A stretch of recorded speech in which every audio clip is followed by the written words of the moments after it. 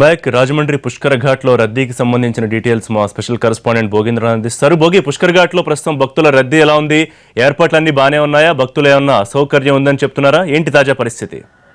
వేదంలా ఘోషించే గోదావరి, అమరధామంలా శోభిల్లే రాజమహేంద్రి అన్న వ్యాఖ్యలకు పూర్తిస్థాయి దృశ్య రూపాన్నిస్తూ ఈ రోజున పుష్కర ఆరో రోజు పుష్కర స్నానాలు అత్యంత వైభవంగా జరుగుతున్నాయి. భక్తజన శివనామ స్మరణతో వేదంలా ఘోషిస్తోంది గోదావరి.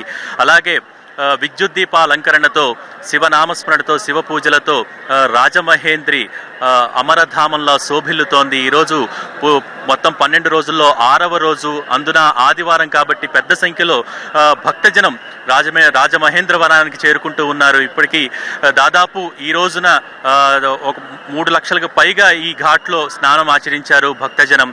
అలాగే దాదాపు భద్రతా పరంగా కూడా చాలా అత్యంత కట్టుదిట్టమైన చర్యలు తీసుకుంటూ ఉన్నారు.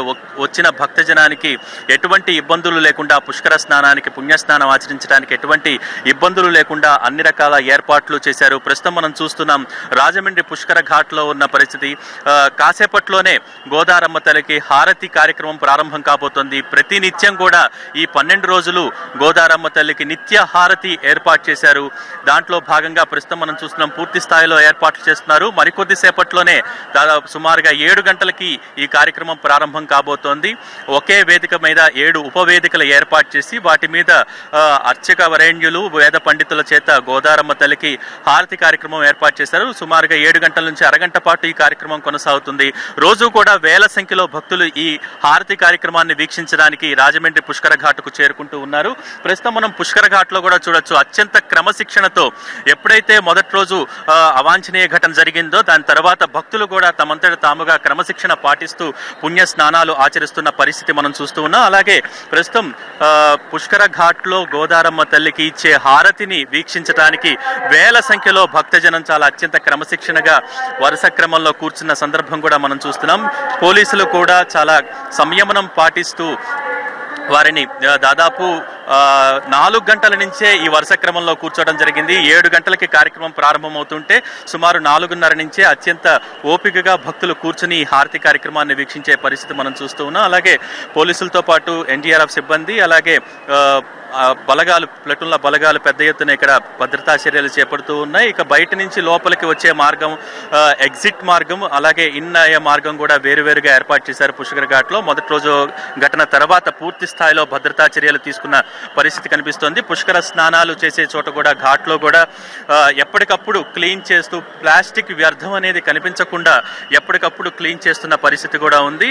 ఎందుకంటే అనేక భక్తులకు ముందరే విజ్ఞప్తి చేశారు, ఘాట్లో కొన్ని లక్షల మంది స్నానం చేస్తారు కాబట్టి పుష్కర ఘాట్లో పరిశుభ్రత పాటించాలి అని. అప్పటికీ భక్తులు చాలా మంది కూడా పసుపు, కుంకుమ, ఇంకా ఇతరత్ర పూజా సామాగ్రి ఘాట్లలో వదలటం జరుగుతోంది. వాటిని ఎప్పటికప్పుడు భక్తులకు సూచనలు చేస్తూ ఇక్కడ పారిశుద్ధ్య సిబ్బంది ఎప్పటికప్పుడు వాటిని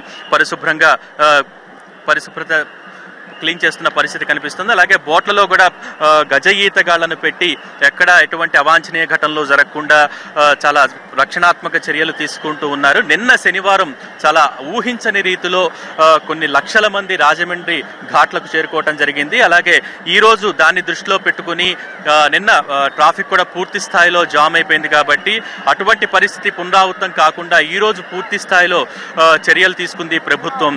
ఎక్కడికక్కడ పోలీసులు ఆపి ట్రాఫిక్ని పంపించడంతో నిన్న ఏర్పడ్డ పరిస్థితి ఈరోజు అటువంటి పరిస్థితి ఏర్పడలేదు. మనం చూస్తున్నాం పుష్కర ఘాట్లో భక్తజనం చాలా ఉత్సాహంగా ఈ గోదారమ్మ హారతి వీక్షించడానికి సంసిద్ధులై ఉన్నారు.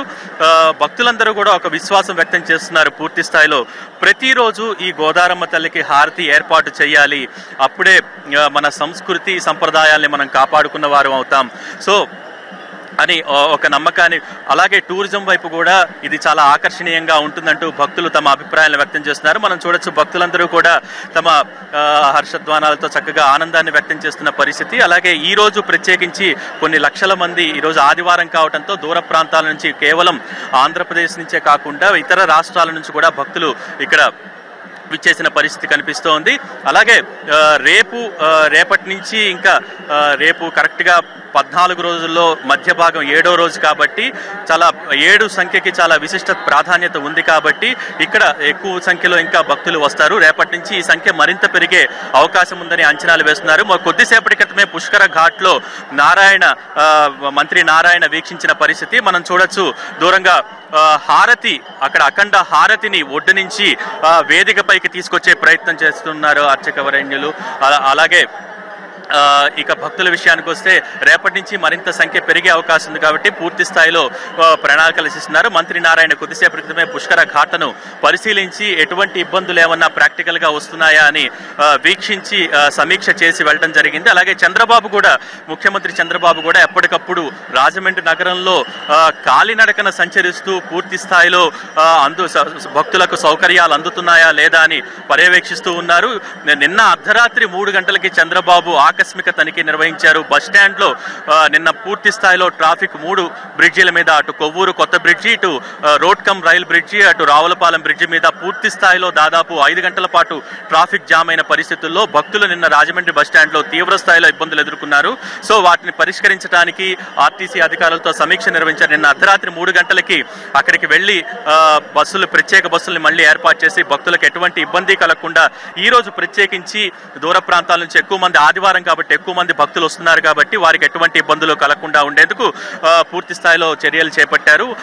అలాగే పుష్కర స్నానం అనగానే కేవలం పుణ్యస్నానమే కాదు, పిండ ప్రదానాలు, ఆ తర్వాత దానాలు, తర్వాత దైవ దర్శనం ఇవి కూడా ముఖ్యం కాబట్టి పిండ ప్రదానాలకి పూర్తి స్థాయిలో ఇక్కడ ప్రాధాన్యత ఇస్తున్నారు. భక్తులు ఇక్కడ వచ్చిన పిండ ప్రదానాలు చేయడానికి ప్రత్యేకంగా ఏర్పాట్లు చేసింది ప్రభుత్వం. రైలు బ్రిడ్జి కింద పూర్తి స్థాయిలో పిండ ప్రదానాలు చేయడానికి పూర్తి స్థాయిలో ఏర్పాటు చేసింది. పెద్ద సంఖ్యలో భక్తులు పితృదేవతలకు తర్పణం అర్పిస్తూ పిండ ప్రదానం కావిస్తూ ఉన్నారు. మరికొద్దిసేపట్లోనే హారతి కార్యక్రమం ప్రారంభమవుతుంది. సో దానికి పూర్తి స్థాయిలో ఏర్పాటు చేశారు. ఈ రోజు విఐపీస్ కొంతమంది జడ్జీలు కూడా హారతి కార్యక్రమాన్ని వీక్షించే అవకాశం ఉందని చెప్తూ ఉన్నారు. అందుకని పూర్తి స్థాయిలో కట్టుదిట్టమైన భద్రతా ఏర్పాటు చేశారు. మనం చూడొచ్చు, ఇన్నర్ వే, ఔటర్ వే విడివిడిగా ఏర్పాటు చేశారు పుష్కర్ ఘాట్ లో.